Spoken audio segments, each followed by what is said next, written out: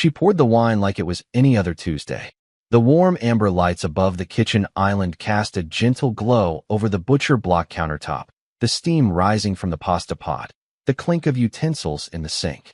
Everything about the scene was cozy, familiar, until she said it. "I've been thinking," Emily began, her voice light.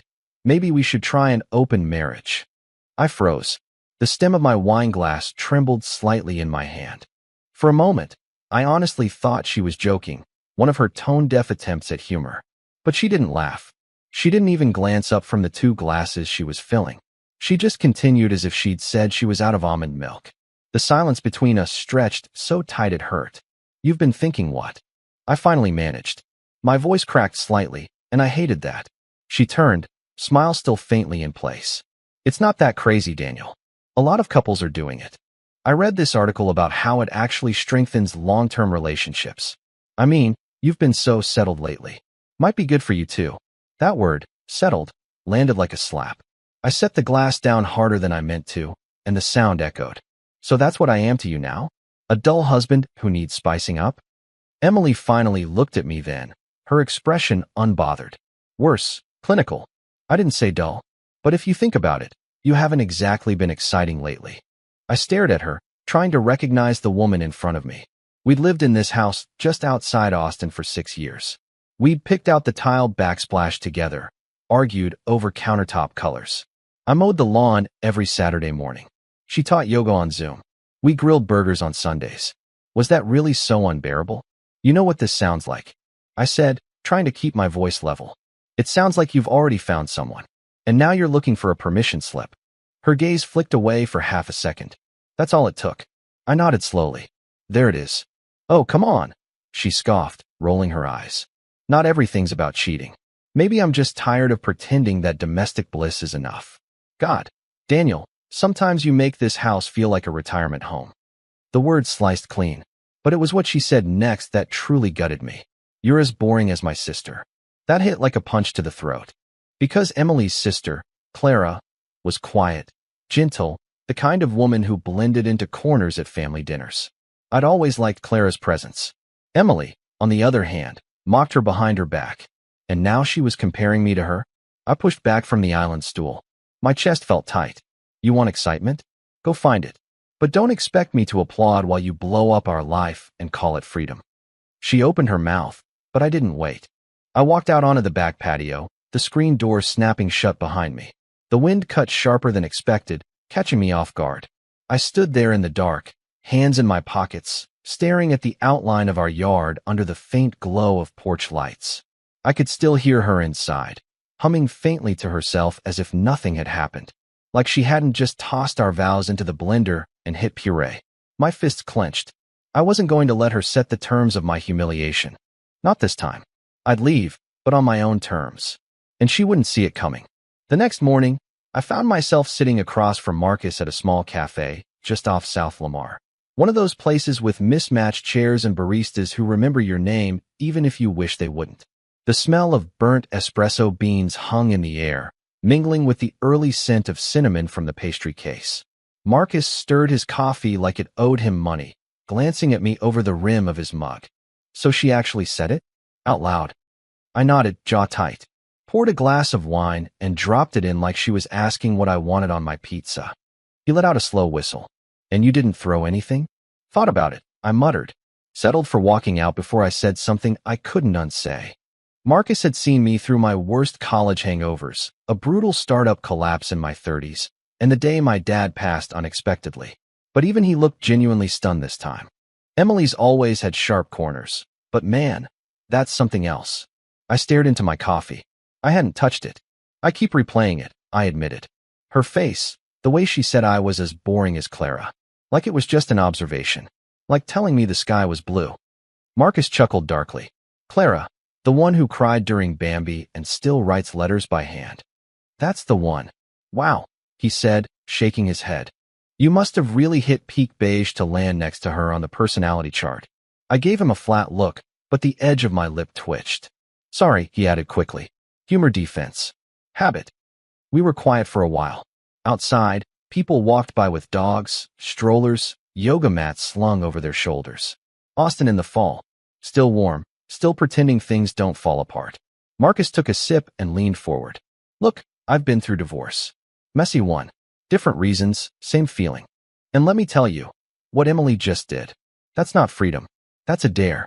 I blinked. A dare. Yeah. She wants to see how far she can push you before you either snap or crumble. And if you do either, she gets to say, see, I was right. He couldn't handle it. He sat back. But if you don't, if you keep your head and play it cool, you become unpredictable. And nothing shakes a control freak more than losing the script. I sat with that. Let it settle. Unpredictable, I repeated. Marcus smiled. Exactly. You don't need to fight her. She already handed you the match. All you gotta do now is watch the burn. I looked out the window.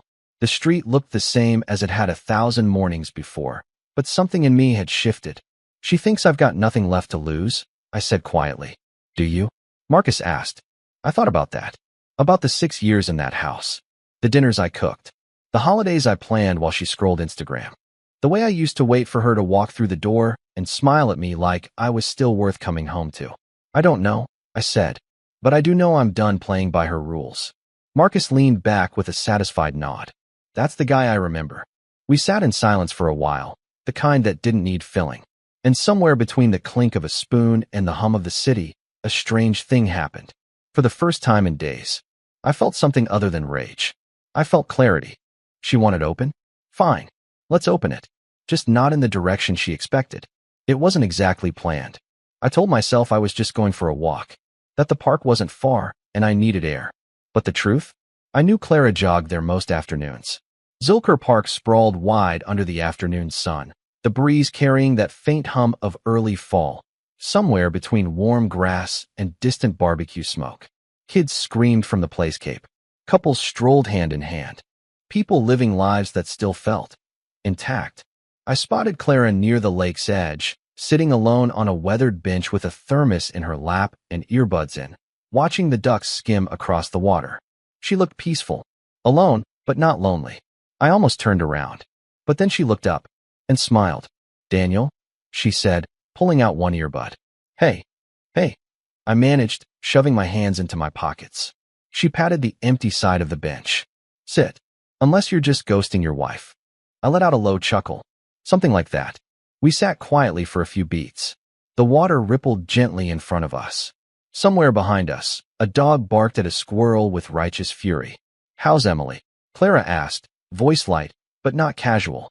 I glanced at her. You really want to know? She shrugged. You wouldn't be here if things were great. There it was. I exhaled slowly, staring out at the lake. She brought up the idea of opening the marriage last night. Over wine. Like she was suggesting a new brand of almond milk. Clara stiffened slightly.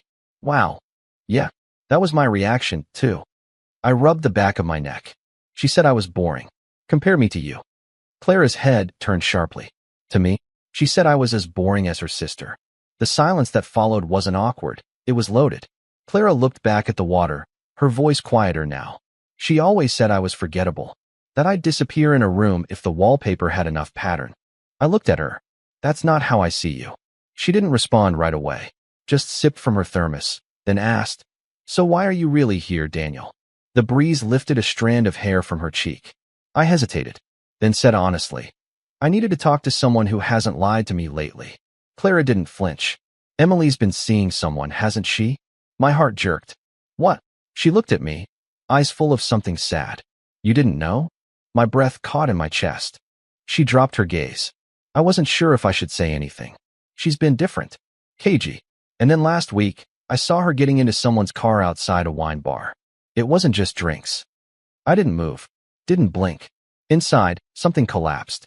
But on the surface, I stayed still. Who? I asked quietly. Clara shook her head. I don't know him, but I know the look. The words felt like stones dropped into water, spreading slowly, then sinking deep. I'm sorry, she said. You didn't deserve to hear it like this. I shook my head. No, I needed to hear it. The sun shifted, casting new shadows across the lake. You're handling this too well, she added softly. I smiled, but it didn't reach my eyes. What's the point in breaking down? She made her choice. Now I make mine. Clara studied me, like she was seeing something different, or maybe something I hadn't seen in myself yet. After a moment, She said gently, "You're not boring, Daniel. You're just quiet. There's a difference." I turned toward her then. For the first time in days, someone was looking at me like I mattered. Not as a husband, not as a disappointment, just as me. I didn't say anything back. I didn't need to. Because for now, silence said enough. We stayed on that bench long after the sun started leaning west. The lake shimmered gold, rippling with the lazy wind, and a quiet settled between us. One that didn't feel empty. It just was. Clara hadn't said much since her confession, and I hadn't asked for more. I didn't want details. I didn't want to know where or when or how often. Knowing was enough. What was left now was everything else. I leaned forward, elbows on my knees, watching a kid toss pebbles into the water a few yards away. They barely made a splash, but each one still rippled out. Concentric circles breaking the surface just enough to remind me that even little things could disturb the stillness. I hadn't realized Clara was still looking at me until I felt her hand on my forearm. Gentle, hesitant, but real. When I turned, her eyes were already full of something I wasn't prepared for. Pity? No. Worse than that, care. "You deserved none of this," she said quietly. And just like that, something inside me cracked. I hadn't cried. Not when Emily said those words. Not even when the truth settled in my chest like a brick. But hearing it from Clara, those 5 words, cut deeper than anything Emily had managed. I looked away, blinking fast. "I don't know what I did wrong." "You didn't," she said. She's chasing something she doesn't even understand." Her hand hadn't moved. It rested lightly on my arm, warm even through the fabric of my sleeve. "You always treated her with respect," Clara added, "even when she didn't deserve it." I saw it. That surprised me. "You noticed?" She gave a small smile. "Daniel, I noticed everything. You'd refill her tea when she wasn't looking. You'd pause shows she liked even when you weren't watching. You gave her space when she was in one of her moods, but you never left the room." Her voice was soft but steady. "You didn't give up on her." A long breath escaped my chest. The bench creaked slightly as she shifted closer, just enough that our shoulders brushed. "I used to envy her," Clara admitted, "for having someone who showed up like that." I looked at her then. Really looked.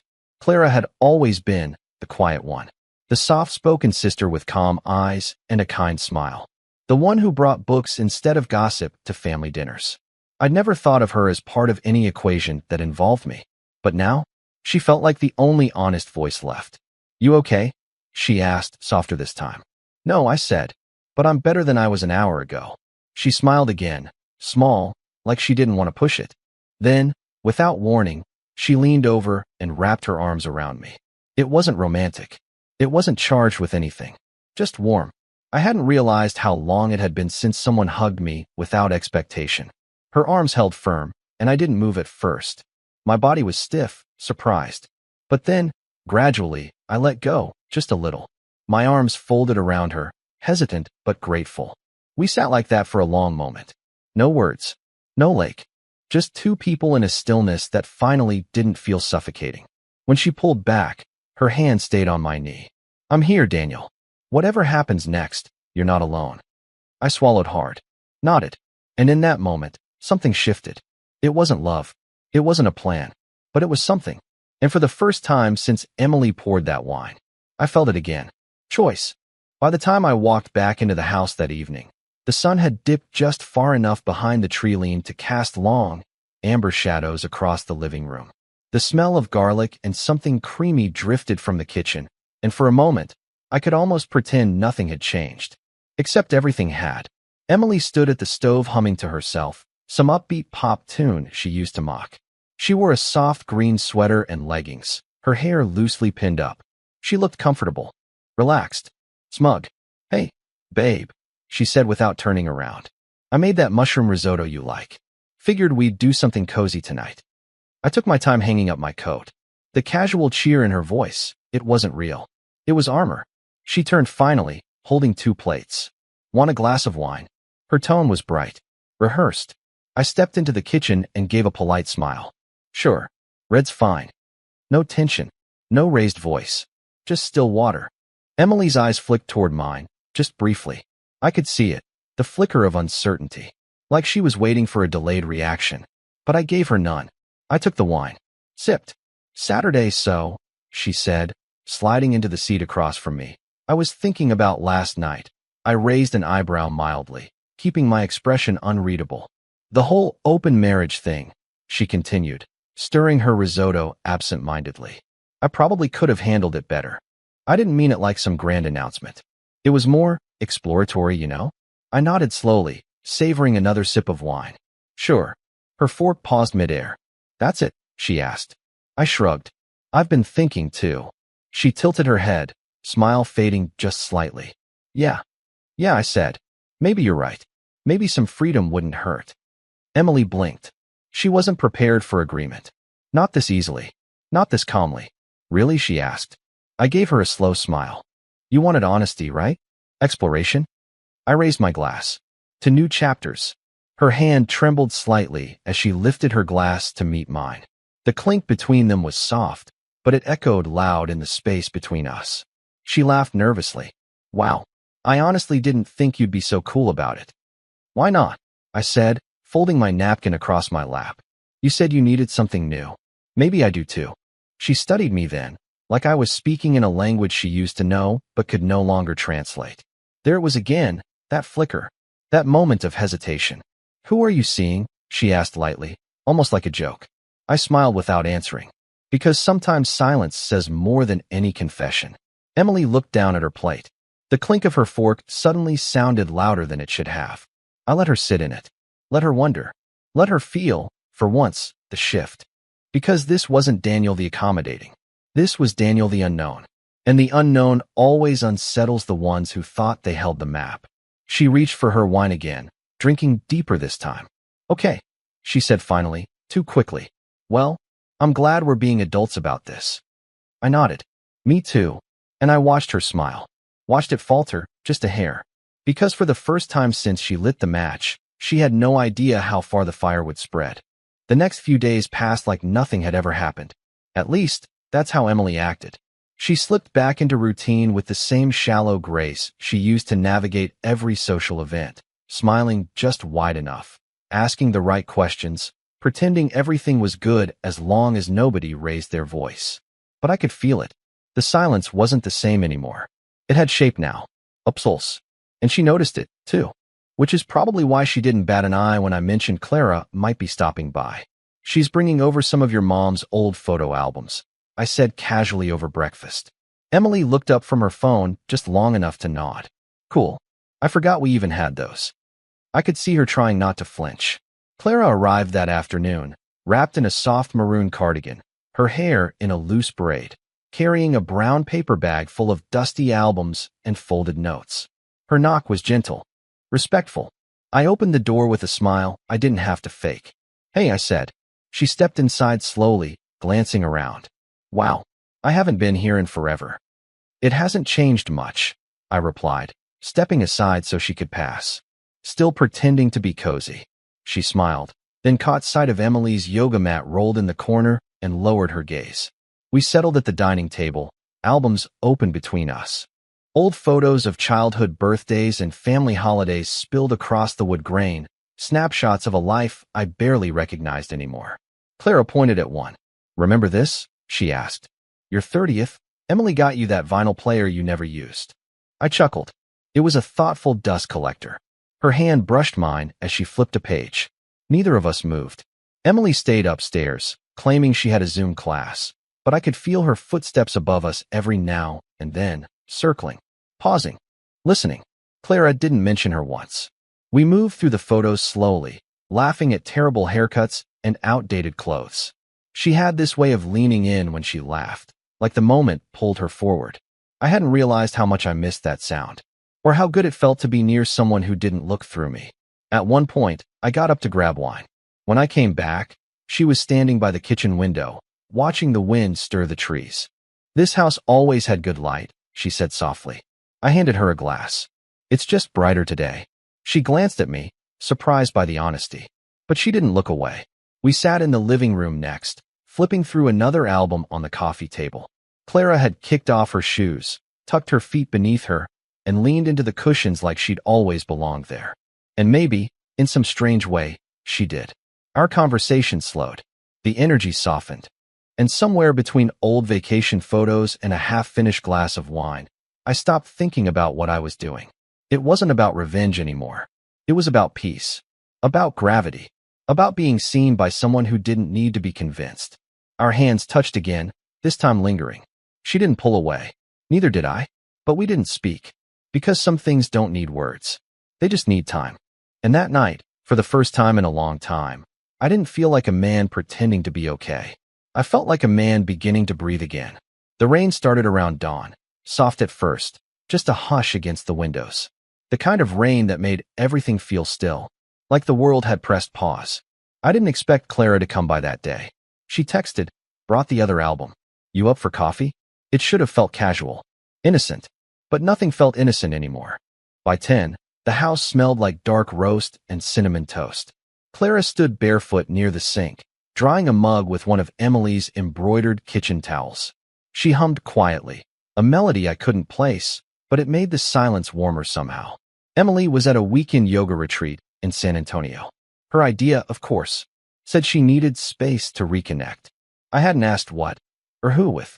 Clara poured the coffee and joined me at the table, her cardigan sleeves pushed up just past her elbows, hair pulled back into a lazy bun that somehow made her look softer. Familiar. So, she said, setting the mug down. Tell me a secret. I raised an eyebrow. That's a dangerous request. She smirked. You first. I took a sip of coffee. Let the bitterness sit for a beat. All right, I said. When I was 12, I used to sneak into the garage at night and take my dad's car manual into bed with me. I memorized engine diagrams like other kids memorized baseball stats. Clara laughed. That's weirdly charming. Your turn. She leaned back, staring out the rain-streaked window. I wanted to be a poet, she said quietly. Like, full-time. With rejection slips and empty bookshelves and everything. Why didn't you? My mother called it impractical, she said, looking down at her cup. Said writing was a nice hobby, but not a real life. I studied her for a moment. What do you think now? She looked up, and her eyes held something raw. Now I think I believed her for too long. The clock ticked softly from the kitchen wall. Outside, the rain thickened, blurring the trees into watercolor. We talked for hours, about childhoods that weren't quite broken but cracked in quiet places. About the things we thought we'd grow into but never did. And the things we never expected to feel, until now. When she spoke, Clara looked at me like she wasn't afraid of what she might find there. And that was what undid me. At one point, she reached for her mug and our hands brushed again. This time, neither of us pretended it didn't mean something. I used to think love meant staying. I said suddenly, my voice low. Clara turned toward me. Even when it hurt, I continued. Even when you weren't sure who you were anymore. I thought that was loyalty, that it made me good. She didn't speak, just listened, fully. But lately, I added, I don't think about Emily the same anymore. She swallowed. How do you think about her now? I looked out at the rain, like she was a storm that passed through. Loud, sudden, and gone before I really understood what hit me. Clara's fingers found mine under the table. She didn't squeeze. She just held. And for once, I didn't feel like I had to earn it. We sat there like that, hands intertwined, as the rain whispered against the roof and the world outside faded to gray. There was nothing romantic said. No kiss. No declarations. But something changed. Something opened. And neither of us reached to close it. If Emily knew anything, it was how to play a room. The barbecue was her idea, of course. A backyard get-together, to remind everyone we're still so modern and strong. Her words, not mine. She wore a white sundress with sunglasses perched like a crown on her head. That kind of effortless, curated chaos that made people say she was charming. Inviting. A woman in control. The grill smoked steadily. Burgers sizzled. Kids ran in crooked loops. And someone had set up a playlist that mixed country ballads with pop hits like it was a deliberate experiment in emotional confusion. I stood near the cooler, nursing a beer and watching the whole thing unfold like a guest at my own funeral. Clara was there, too. She stayed mostly by the garden wall, talking to Emily's cousin about bird feeders and compost, completely at ease, completely out of the spotlight. And yet, my eyes kept drifting back to her. Not because of anything she said or did, but because of what she didn't do. She didn't perform. She didn't pretend. Emily, however, was in full form. She stood at the center of a semicircle. Friends, co-workers, distant family. All eyes on her as she sipped white wine and let the words flow. "You know," she said, laughing a little too loudly. "Some people just aren't built for monogamy. And that's okay. Daniel and we've evolved." I didn't flinch. Someone raised an eyebrow, curious. "You mean, like open marriage?" Emily beamed. "Exactly. We're trying this whole modern love thing. Less jealousy, more adventure. Keeps things exciting." There were chuckles. A few impressed looks. One or two confused ones. She basked in it. And then, she turned toward me. "Right, honey," she called. "Tell them how freeing it is. He's basically dating my sister now. Kidding." She winked at the group, sipping again. My hand didn't tighten on the bottle. My jaw didn't clench. I just smiled, slow and unreadable. "Open and honest," I said calmly. "That's what you wanted, right?" Her smirk faltered just a beat. She moved on, launching into some anecdote about a yoga client who'd mistaken her for a therapist. Everyone laughed again, but something shifted. Some of the smiles turned unsure. Clara caught my eye across the yard. She didn't smile. She just nodded, small and steady. And that was enough. Later, after the crowd thinned and paper plates littered the patio, Emily found me by the fence. Her face was flushed, maybe from the wine, maybe from the effort. "You were quiet," she said, watching me carefully. I shrugged. "You had it covered." She tilted her head. "You're distant lately." I met her gaze. "So are you." She blinked. That wasn't the response she expected. "Are you mad about the joke?" she asked, almost teasing. It was just to lighten the mood. I stepped closer, lowered my voice. "You keep calling this freedom, Emily, but all you've done is build a stage and beg for applause." She stared at me. For once, nothing clever came out of her mouth. I walked away, not angry, not triumphant, just done, because letting her talk was part of the plan now. Let her keep spinning her story. I already knew how mine would end. The envelope came just after sunset. I heard the soft clink of the mailbox, the rustle of paper, and the creak of the box closing. No fanfare, no signature required. Just a manila envelope tucked between flyers and credit card offers. I let it sit on the kitchen counter for a while, unopened. The stove was already warm, and Clara stood by it, barefoot in a faded sweatshirt that hung just a little too wide at the collar. She stirred the sauce like she'd been cooking in that kitchen for years, even though it was only her third time using the stove. "Smells good," I said quietly, coming up behind her. She didn't jump, didn't look startled. She just leaned slightly toward me, like we were tuned to the same frequency. "I added a little rosemary," she said. Emily always overused basil. That made me laugh. A real one. The first in a while. Clara smiled. We cooked in sync, passing knives and spoons like choreography. Garlic sizzled. The sauce thickened. Music played low from my phone. Some mellow jazz track Clara hummed along with. There was peace in the ordinary. And that's what made it feel extraordinary. When we finally sat down at the small table by the window, the envelope was still there, waiting. Clara didn't mention it. She didn't need to. We ate slowly, with no rush. Her bare foot brushed mine once under the table and didn't pull away. Her eyes lingered just a second longer when she laughed at something I said. There were pauses between words, but they didn't feel empty. They felt full. After dinner, we cleaned up together. No division of labor. Just motion. Water. Suds. Dishes clinking gently into the rack. Like we'd done it 100 times before. And then I reached for the envelope. Clara didn't flinch. She dried her hands, then turned and leaned against the counter as I opened it. The papers were neatly clipped. Everything filled out. Only my signature was missing. I read through them once, then twice. And then, with a deep breath, I signed. Just like that, it was done. I set the pen down. Looked at Clara. Her eyes were steady. "You okay?" I nodded. "Yeah. Actually, yeah." She crossed the room, slowly, and wrapped her arms around me. Not like someone taking advantage of a moment, but like someone anchoring it. Outside, the rain had finally stopped. The pavement still shimmered, reflecting the porch lights of neighboring houses. Everything was quiet. And then, without a word, I turned on the music again. Something old. Something slow. I offered her my hand. She smiled and took it. We danced right there in the kitchen, socked feet sliding gently across the tile, arms locked around each other like we'd done it 1,000 times. No big declarations. No whispered promises. Just the rhythm of the moment. The warmth. The gravity. And for the first time in a long time, I didn't feel like I was rebuilding. I felt like I was home. The housewarming party was held at one of Emily's college friends, a big place in East Austin with high ceilings and too many throw pillows. The kind of gathering where people wear button-downs with just the right amount of ironic wrinkles, and everyone pretends the kombucha cocktails are delicious. Clara was by my side. We didn't plan it like that. We hadn't even discussed what it meant. But when I asked if she wanted to come with me, she said yes without hesitation. And when we walked in together, laughing at some inside joke about burned garlic, neither of us looked back. The room buzzed with chatter and curated playlists. Someone offered us drinks, and Clara disappeared into a conversation with a woman about art therapy. I drifted toward the kitchen, comfortable in the background, until I heard it, Emily's laugh. Loud. Performing. I turned. She stood in the middle of a small group, wine glass raised, eyes sparkling.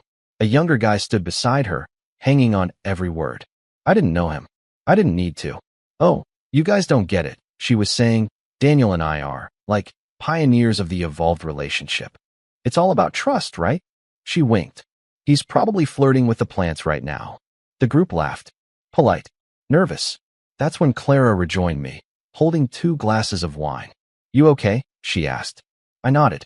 Just watching the show. We stood close, not touching, but close enough. And then it happened. Emily turned, saw us, and for a moment, froze. Just long enough to matter. I could see the wheels turning behind her eyes. The realization. The image she tried to control slipping through her fingers. She marched toward us. Wow, she said too loudly. You two are awfully cozy tonight. Clara stayed still, calm. I met Emily's gaze. We're comfortable. She let out a laugh that didn't quite land. Isn't this perfect? My husband and my sister. How modern of us. I didn't flinch. You wanted modern. I'm just catching up. Her face flickered.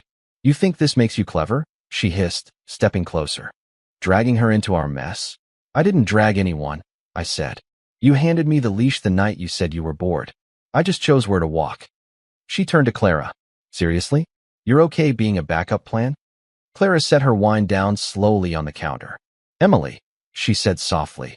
He never treated me like a backup. You did. Silence.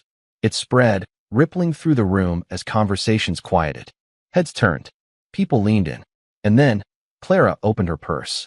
She pulled out a manila folder and set it on the coffee table with a gentle thud. Emily's eyes narrowed. What is that? I looked her dead in the eye. Insurance. She hesitated. Then, as curiosity overcame pride, she opened it. Photos. Screenshots. Printed texts. Timestamps. Evidence. Every lie she ever asked me to swallow laid out in glossy paper and ink. Gasps. A few awkward coughs. Someone muttered, "Oh my God," near the hallway. Emily stood frozen, staring down at her own trail of betrayal. You said I should try your sister, I said quietly. So I did. Her mouth opened, closed. Nothing came out. And in that silence, Clara reached for my hand. No hesitation. We turned and left, the front door swinging gently behind us. We didn't speak in the car. Didn't need to. Because in one moment, everything she tried to twist had unraveled. And for the first time in months, I wasn't angry. I was free. 1 year later, the world looks different. Our mornings begin with mountain air and the smell of pine. We live in a small town tucked into the Colorado foothills. One grocery store, one coffee shop, and a bookstore that smells like old paper and vanilla. It's quiet here. Not the kind of quiet that makes you feel alone, but the kind that reminds you finally come home. The house is modest. White siding, green shutters, a porch swing Clara picked out from a secondhand store. I built her a small garden out back. Her tomatoes are already stubborn and wild, like her. Every morning, I drink my coffee barefoot on the porch, watching the mist roll off the trees like it has somewhere better to be. Clara's inside, humming to herself as she paints something abstract in the studio we turn the guest room into. She doesn't talk about Emily anymore. Neither do I. Not out of pain. Just because it doesn't matter now. We see her sometimes, from a distance. Online. A tagged photo, a mutual friends update. Her social circle fractured after that night. People didn't stay neutral. Some distanced quietly. Others unfollowed louder. Whatever image she tried to hold on to didn't survive the crash. She lives alone now. Still in Austin, last I heard. Teaching fewer classes. Smiling less in photos. Still trying to convince the world she's thriving. But there's something in her eyes. You can't fake regret. Not for long. Sometimes I wonder what she thinks when she sees our names together. On the deed, on mail, on that article Clara published last month about starting over after betrayal. But I don't linger there. Because the truth is, this wasn't revenge. It was realignment. I didn't win. I didn't lose. I just chose better. Chose me. And somewhere along the way, I found someone who didn't want to change me. Just sit beside me in the truth. The best things in life don't crash through the door with fireworks. They knock gently. They wait. They feel like Clara's hand on my chest when she falls asleep. Like dinner by candlelight with no occasion. Like laughing over spilled soup because neither of us remembers the recipe. The best things come when you stop chasing the wrong ones. And sometimes, just sometimes, the sister who was always overlooked turns out to be the one who sees you most clearly. Funny, isn't it? How the very joke that was meant to tear me down ended up setting me free.